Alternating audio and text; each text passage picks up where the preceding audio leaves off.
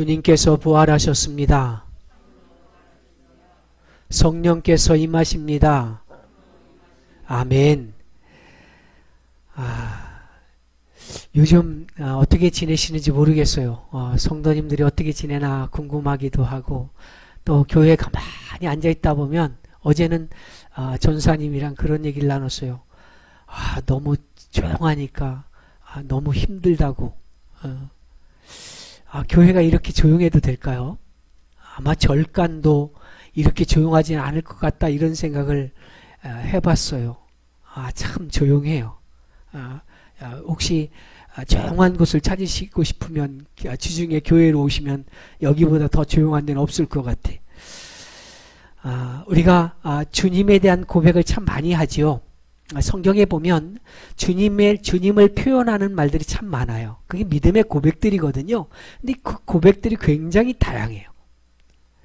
여러분들은 어떻게 표현하는지 모르겠어요. 저는 제가 중학교 때인가 고등학교 때인가 그 예수나 예 친구 이런 찬양이 있어요. 그런 찬양을 함께 막 부르는 근데 그 예수나의 친구라는 이 친구라고 하는 단어가 너무 좋아요. 그런 표현들인 거죠. 주님을 어떻게 우리가 표현하느냐, 이게 주님을 어떻게 보느냐, 다시 말해서 믿느냐와 연결되어 있기 때문에 이런 고백과 표현이 굉장히 중요한 것 같아요. 그 표현을 통해서 그 사람의 믿음을 읽을 수도 있거든요. 대부분의 사람들은 그동안 신앙의 훈련들, 믿음의 훈련을 통해서 표현되는 표현들이 있어요. 전능하신 하나님, 평화의 왕이신 주님, 구원자이신 예수님, 이런 표현들이겠지요. 정확한 표현들입니다. 아주 정확한 표현이에요. 주님은 전능하신 하나님이십니다. 아멘. 네, 전능하신 하나님이에요.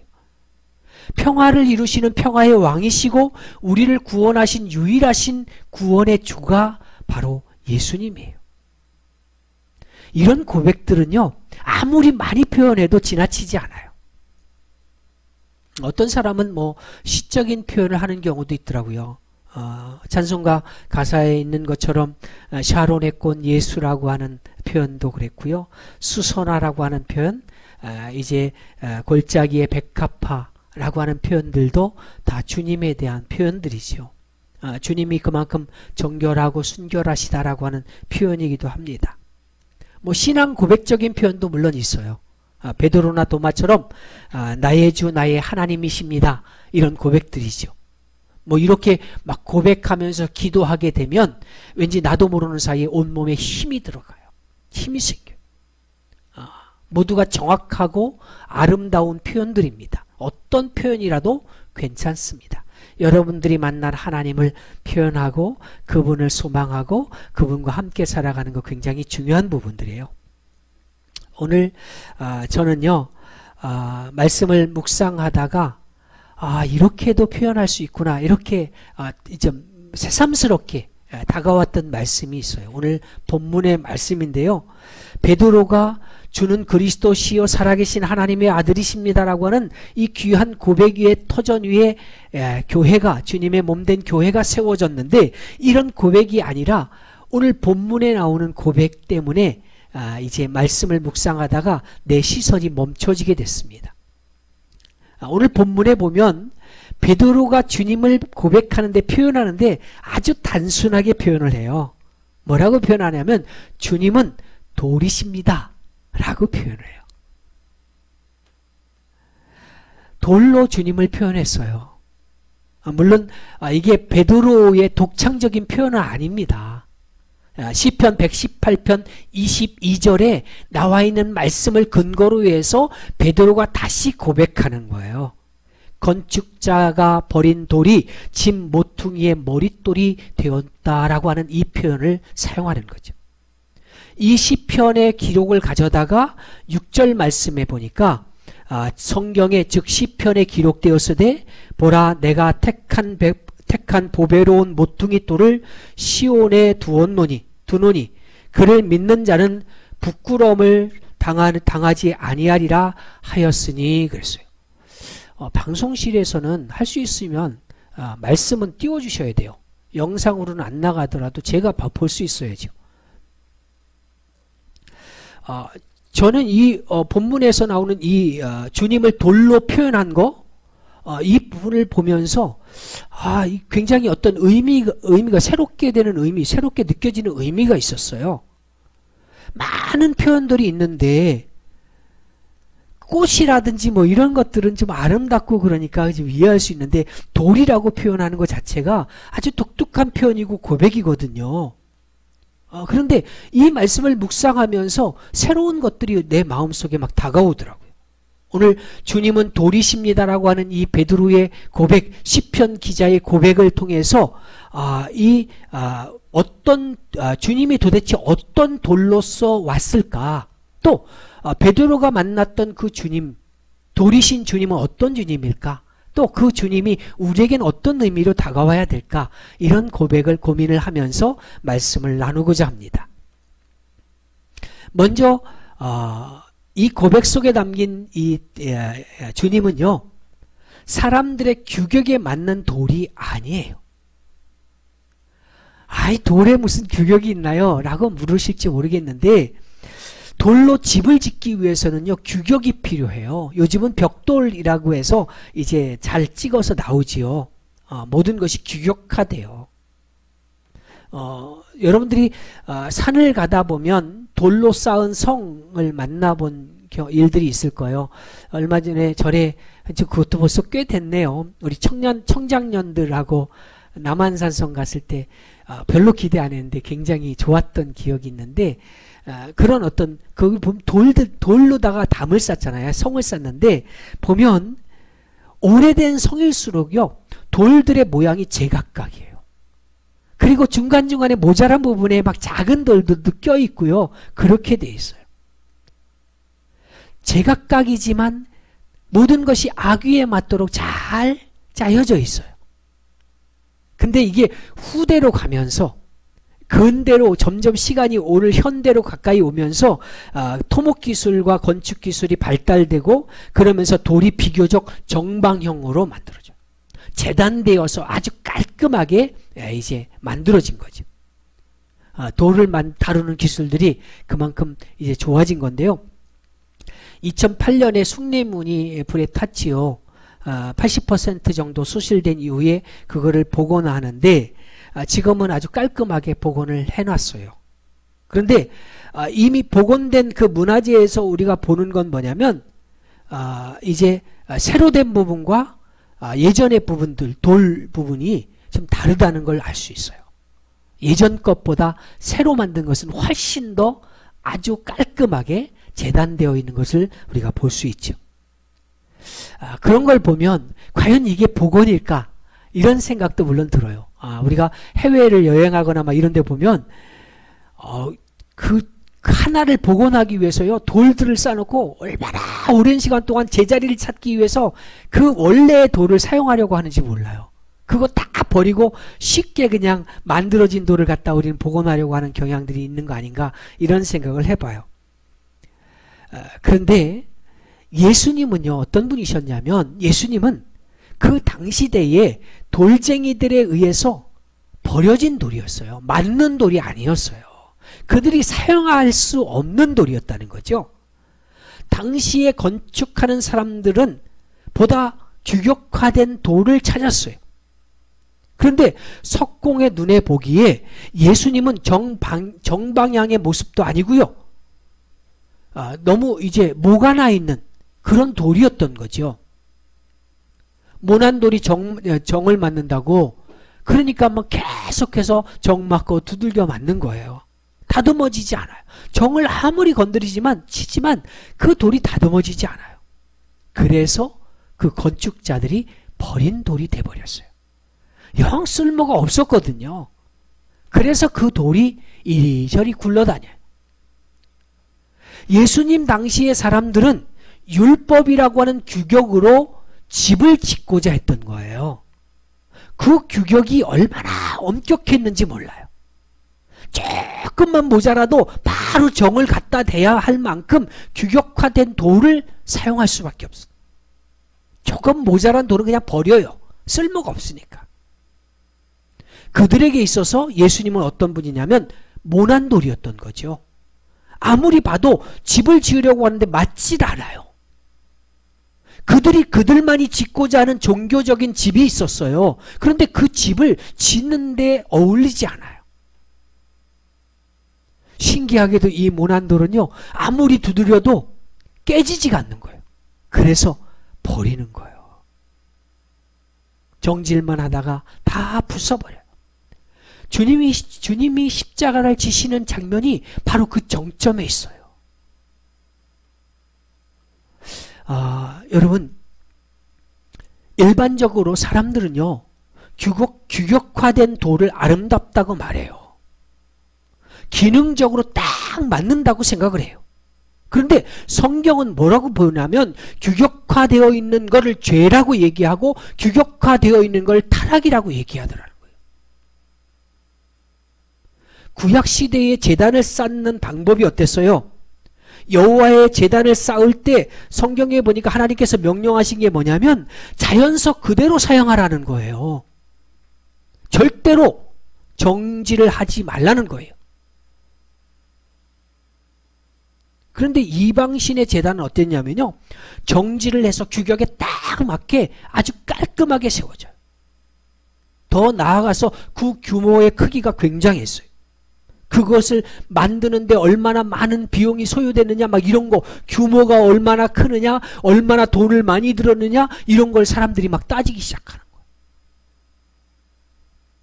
그게 이방 신들의 제단이었어요.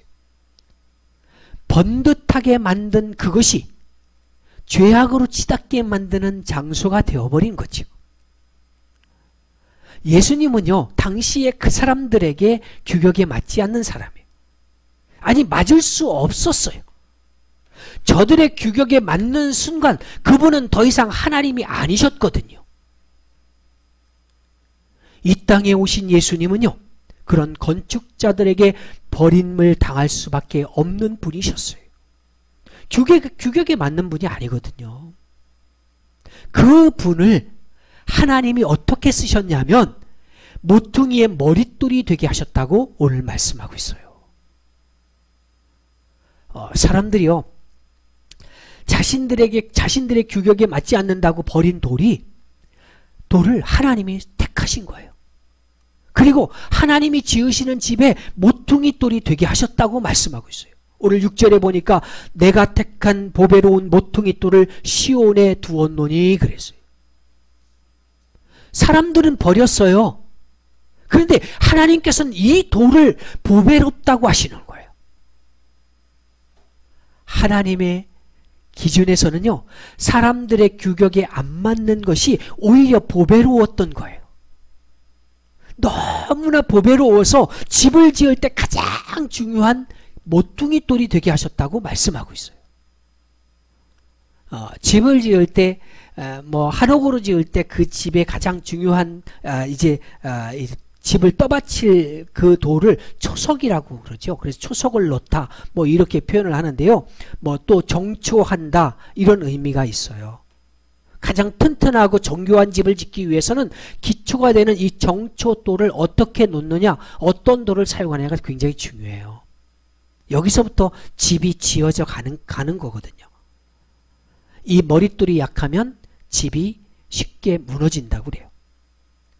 하나님은요, 그 예수님을 보배롭게 여기셔서 당신이 짓고자 하는 집의 가장 중요한 돌이 되게 하셨던 거예요. 사람들의 규격에는 안 맞았어요. 그렇지만 하나님의 규격에 딱 맞았던 거예요. 이 돌에 대해서 베드로는 더 구체적으로 설명을 하는데요, 산돌이라고 하는 표현을 4절에 썼어요. 당시 사람들의 규격에 맞는 돌들은 겉보기에는 정말 아름다운 돌이었고 그 규격에 맞는 돌들을 통해서 세워진 건축물은 더없이 아름다웠어요. 그렇지만 그 돌들 자체에는 생명이 없었던 거죠. 규격화된 돌들 속에서는 생명을 살릴 수 있는 일이 일어나지 않았던 거예요. 생명이 없으니까요. 생명이 없는 곳에는 또 다른 생명을 낳을 수 없는 거거든요. 씨앗이 생명이 있기 때문에 또 다른 열매를 맺어서 더 많은 씨앗을 만들어내는 거지요. 그 씨앗이 생명이 없다면 더 이상 더 어떤 것도 만들어낼 수 없는 것과 같아요. 베드로가 이야기하는 돌, 다시 말해서 예수님은요, 생명이 있는 산돌이셨던 거예요. 그 안에 생명이 있었기에 다른 사람의 생명을 살릴 수 있었던 거죠. 사람들의 기준에는 맞지 않아서 모난돌이기 때문에 정을 맞을 수밖에 없었지만, 그래서 십자가 위에서 돌아가셨지만 주님은 생명이 있는 산돌이셨기 때문에 그 위에 세워진 자들에게 생명이 주어지는 거예요. 오늘 교회 안에 생명이 있습니까? 오늘 그리스도인 안에 생명이 있습니까? 우리는 과연 살리는 일을 하고 있느냐라고 하는 거예요. 사람들의 규격에 맞으면 생명이 없어요. 그런데 하나님의 규격에 맞으면 생명이 있는 거예요. 그리고 이 돌이 비록 사람들에겐 버려졌지만요, 도리어 부딪히는 돌과 걸려 넘어지게 하는 바위가 되었다라고 8절에 기록하고 있어요. 주님 자신이 시편 118편 22절을 인용해서 마태복음 21장 42절에서 당신은 건축자들이 버린 모퉁이돌이 되셨다라고 설명하거든요. 그러시면서 마태복음 21장 44절에서 한 가지를 더 설명하는데요. 이 돌 위에 떨어지는 자는 깨지겠고 이 돌이 사람 위에 떨어지면 그를 가루로 만들어 흩으리라 하시니 그랬어요. 주님 자신이 심판의 기준이 된다는 얘기예요. 심판의 준거점이 된다는 얘기예요. 이 말씀은 어떻게 이루어진 거냐면요, 마태복음 21장 이 말씀은요, 주님이 당시의 바리새인들을 향해서 하신 말씀이거든요. 당시 자신들의 잣대를, 규격을 가지고 와서 예수님한테 자꾸 맞게 살라고 얘기했던 그들에 대해서 하신 말씀이에요.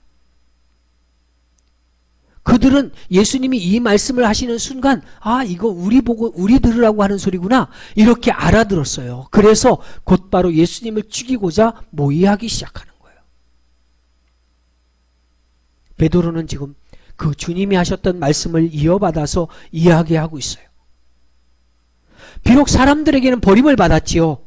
그렇지만 이 돌이야말로 사람들에게 참과 거짓을 가리는 돌이고 참으로 참이지 않은 것들을 걸려 넘어지게 하는 그런 돌이었다는 거죠.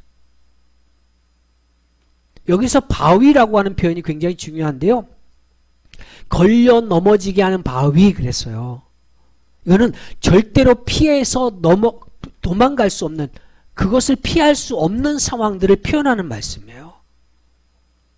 왜냐하면 그분이 바로 진리거든요. 그분을 피해서 갈 수 있지 않아요. 진리가 아닌 것은 심판의 기준이 될 수 없어요. 예수님만이 진리이기 때문에 사람들이 거기에 걸려 넘어지게 되는 거예요. 사람들은 규격에 맞지 않는다고 버릴 수 있어요. 그런 교만을 떨 수 있어요. 그러나 그들조차도 심판을 피할 수는 없어요. 오직 진리이신 예수님만이 생명의 돌이시고 심판의 돌이시며 그리고 바위이신 거예요. 쓸모없다고 버려진 돌이 모난돌이신 예수님이 하나님께서 택하신 보배로운 돌이었고 생명을 주시는 산돌이었고 사람들을 걸려 넘어지게 하는 심판의 기준이 되는 돌이었고 바위였다는 거죠. 그분은 진리였습니다. 자, 그러면 이제 우리 얘기를 이제 해봐야죠. 이건 이제 성경의 이야기고 베드로의 얘기고요. 우리는 어떻게 살아야 될까요? 우리도 돌이 되어야 한다는 겁니다. 예수님이 돌이라고 표현한 이 베드로는요, 5절에서 뭐라고 표현하냐면, 뭐라고 얘기하냐면, 너희도 산돌같이 신령한 집으로 지어지고 그랬어요. 너희도 산돌같이 신령한 집으로 세워져야 된다. 예수님을 산돌로 표현한 이 베드로가 그것을 받아서 성도인 우리도 산돌처럼 신령한 집으로 지어져 가야 된다는 거예요. 교회를 지어가야 된다는 얘기예요. 외형적인 교회를 말하는 게 아니잖아요. 주님이 다스림을 받는 곳, 천국의 모형, 그것을 회복해야 된다는 거예요. 우리도 산돌이 되어야 하는 거예요. 주님이 돌이시라면 우리도 마땅히 돌이 돼야죠.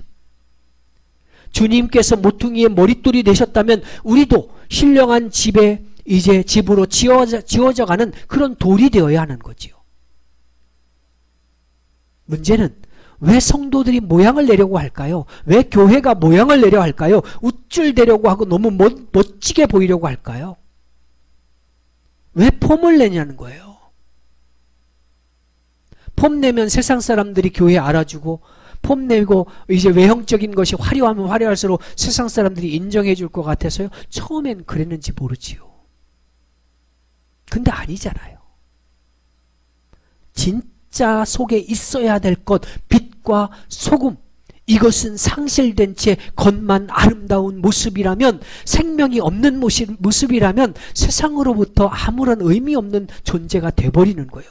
지금 이 한국교회가 소금과 같은, 버려진 소금과 같은 존재, 사람들이 아무 의미 없어 하는, 그게 제일 무서운 거 아닐까요? 교회라고 하는 이름을 떠올리면서 그냥 타락한 곳, 사회와 반한 곳, 또 이제 이런 어떤 좀 좋지 않은 이미지를 먼저 떠올리면서 아예 아무것도 아닌 존재, 이렇게 생각하는 것 자체가 우리는 두려워해야 돼요. 왜 그렇게까지 됩니까? 주님이 왜 왜 버려진 소금이 되냐고요. 그거는 그 안에 빛이신 주님이 없으니까요. 빛이 있는 것처럼 착각하고 살 뿐이지 진짜 빛은 존재하지 않았으니까요. 주님처럼 돌이 되어야 하는데 돌이 되려고 하지 않아요. 세상 사람들의 규격에 딱 맞아 들어갈 때, 그때 세상은 어떻게 반응하냐면 좋게 우리를 받아들여요.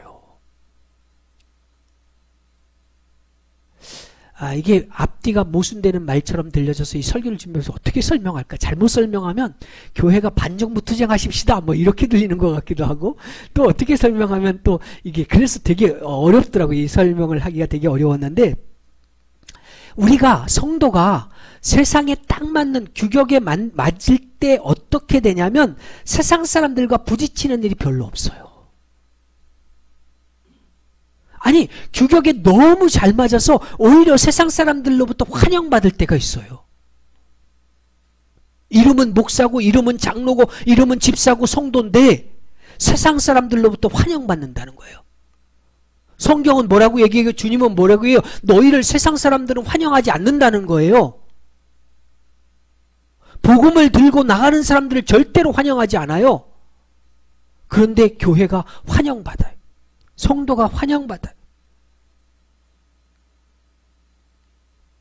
주님은 세상 사람들의 규격에 맞지 않으셨어요. 잘못된 종교적인 신념을 가지고 있는 사람들의 규격에 맞지 않았어요. 우리도 그들로부터 정을 맞을 수밖에 없어요. 그거를 우리는 싸워야 될 게 아니라 그건 영적인 싸움이거든요. 그래서 기도로 하는 것이고, 때로는 그 억울함을 그냥 견뎌내는 거예요. 수요일에도 말씀을 드렸지만 그걸 항변하는 게 아니라 견뎌내는 거예요. 주님이 십자가 위에서 그렇게 참으셨던 것처럼 견뎌내는 거예요. 그리고 우리만의 빛, 우리만의 소금, 그것을 우리의 삶 가운데 담아내고 그것을 삶을 향해서 세상을 이제 쏟아낼 때 우리가 뭘 하지 않아도 그냥 자연스럽게 그들이 하나님의 영광을 드러내게 하는 거예요. 우리 스스로 보배로운 그 산도를 내어버리지 말아야 됩니다. 세상에 규격화되어 버리면 안 돼요. 5절에서 너희도 산돌같이 신령한 집으로 세워지고 그랬는데, 과연 내가 주님의 말씀처럼 나는 살아있는 산돌인가? 라고 하는 질문을 던져보는 거죠. 만약에 우리에게 생명이 있다면 죽는 것과는 함께 할 수 없지요. 그리고 우리도 누군가를 살리는 일을 해야 되는 거예요. 그런데 오늘 우리의 모습 속에는 누군가에게 생명을 주는 일, 살리는 일을 찾아보기 힘들다는 거죠. 오히려 우리의 삶에서 사망의 냄새가 풀풀 나요. 우리의 자신을 되돌아보는 거죠. 저는 그래서 오늘 여러분들한테 다시 한번 권면하는데, 지금 이 시대가 사회가 막 나누어지고 서로가 서로를 비난하고 이게 너무 심화돼서 도무지 댓글을 볼 수 없는 지경에 이르렀어요. 교회가 이런 운동을 역으로 좀 이제 선포를 하고 좋은 칭찬을 하고 이런 사회로 만들기 위해서 또 다른 운동을 시작해야 되지 않을까, 이런 생각을 해보게 됩니다. 생명을 드러내지 않고 생명을 나누는 모습, 그거는 산돌의 모습이 아니에요. 이름만 가진 돌은 의미 없어요. 살아있는 돌들이 돼야죠. 우리도 예수님이 그랬던 것처럼 사람들을 걸려 넘어지게 하는 돌이 되고 바위가 되어야죠. 세상 사람들은 우리를 보면서 부담감을 가져야 돼요.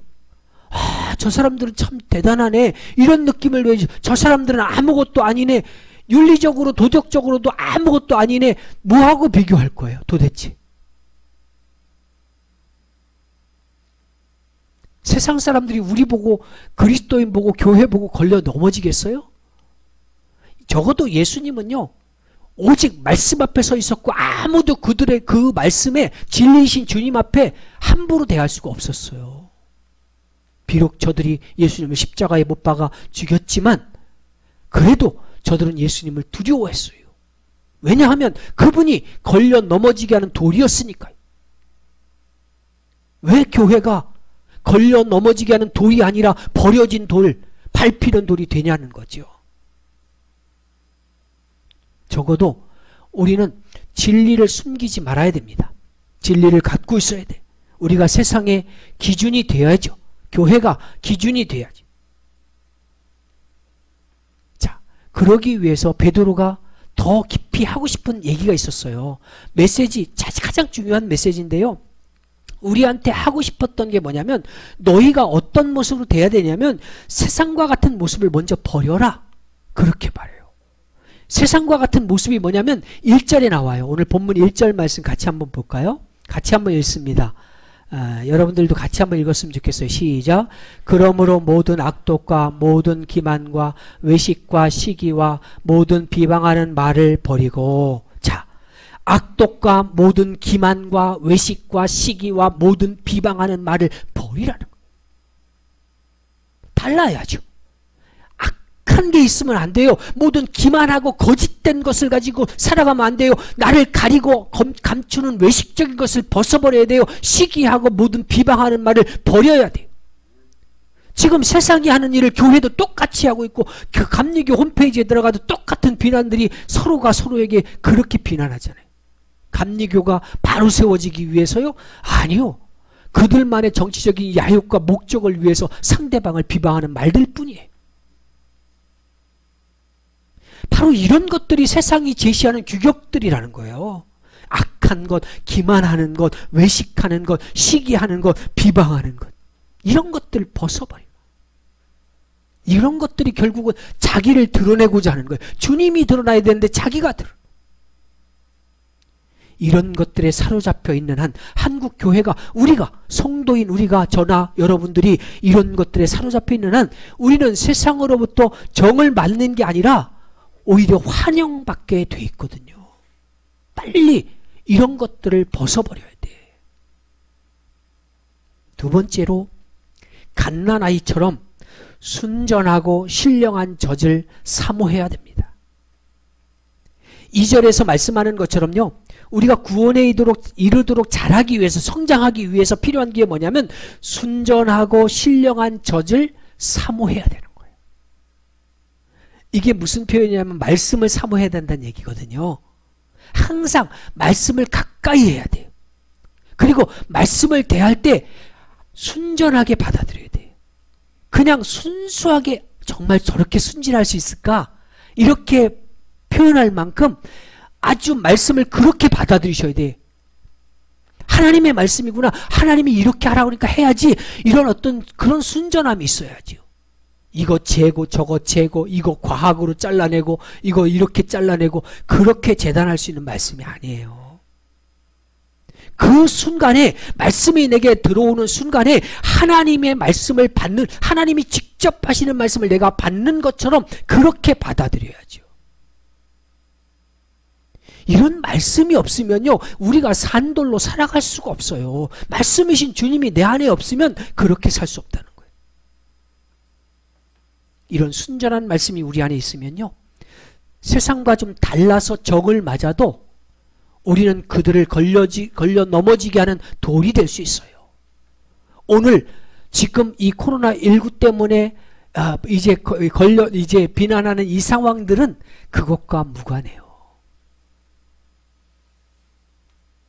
세상과 맞서 싸울 수 있는 힘? 오늘날의 이런 것들이 아니에요. 근데 그 용기, 그 힘은요, 내가 갖고자 한다고 생기는 게 아니거든요. 말씀을 가까이 대하고 말씀을 순전하게 받아들여야만 주님과 같은 산돌로 살아갈 때 내 안에서 자연스럽게 생겨나는 그런 용기 같은 거예요.